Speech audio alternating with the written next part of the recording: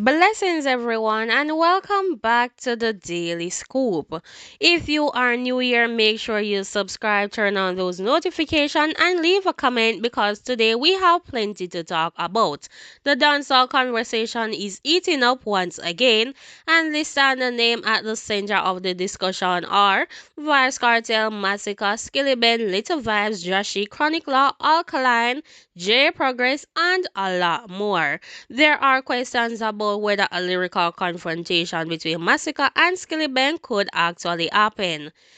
There is also discussion surrounding Vybz Kartel and his son, Likkle Vybz, with fans wondering why Little Vybz is not being encouraged to respond musically to Masicka. And that's not all. Jashii is showing support for Chronic Law, so let's get straight into it. One of the biggest talking points right now is the continued conversation surrounding Vybz Kartel and Masicka. Some fans believe Masicka has entered a new stage of his career where he is receiving even wider level of attention internationally. At the same time, Vybz Kartel has been highlighting his own accomplishment, particularly when it comes to major international venues and the commercial impact of his music. And this is where the debates become interesting. Fans have been comparing the achievements of different generations of dancehall artists, but there is one thing: you don't necessarily have to tear down one artist to celebrate another. Vybz Kartel has already established himself as one of the most influential figures in modern dancehall. Masicka, meanwhile, has built his own lane and continued to develop his international profile, so the real question is not necessarily who is better. The bigger question is, can both artists succeed without everything turning into a competition? That's where the discussion gets complicated. Now let's talk about Likkle Vybz. Some people online have been questioning why Likkle Vybz is not released a direct musical response aimed at Masicka, particularly while the conversation surrounding Masicka and Skillibeng continues. Some persons are saying that if Likkle Vybz were to release a song addressing the situation, the attention surrounding it could completely or could potentially be enormous simply because of his connection to Vybz Kartel. But there is another side to that argument. A young artist does not necessarily need to jump into every conflict involving his father's name. Likkle Vybz is building his own identity, and sometimes some artists move is to focus on music rather than responding to every piece of online commentary. And that's especially important when you are talking about lyrical competition.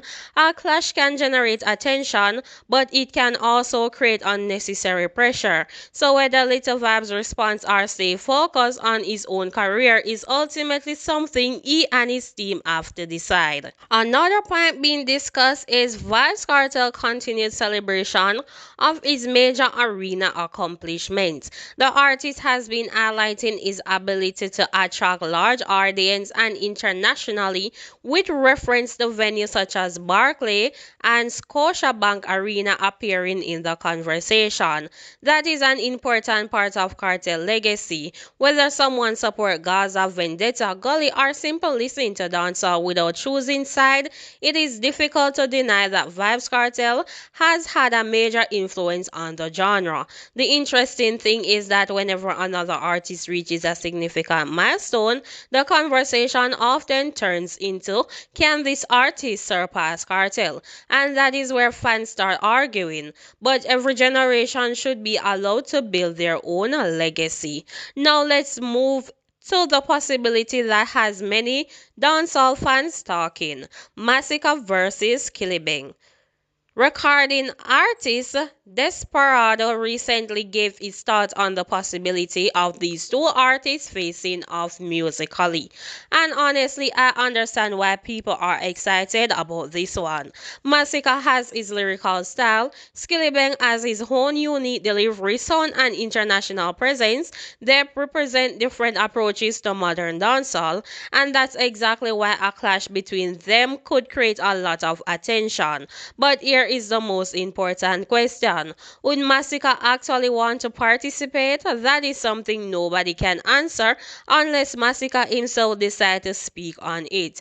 We have already seen situations where musical tension gets taken to another level, and some artists eventually decide that they would rather focus on their own album, tours, and careers. Masicka currently has a lot going on for him, and if he decides to respond, it could create massive attention. If he chooses not to, that does not automatically mean he is afraid. Sometimes an artist simply doesn't want to allow controversy to distract from the bigger picture. Now let's switch gears. Jashii has been showing support for chronic law using the phrase free law boss while expressing support for his fellow artists. This is significant because chronic law has built a strong reputation within dancehall, particularly for his lyrical ability and the connection he has with his audience.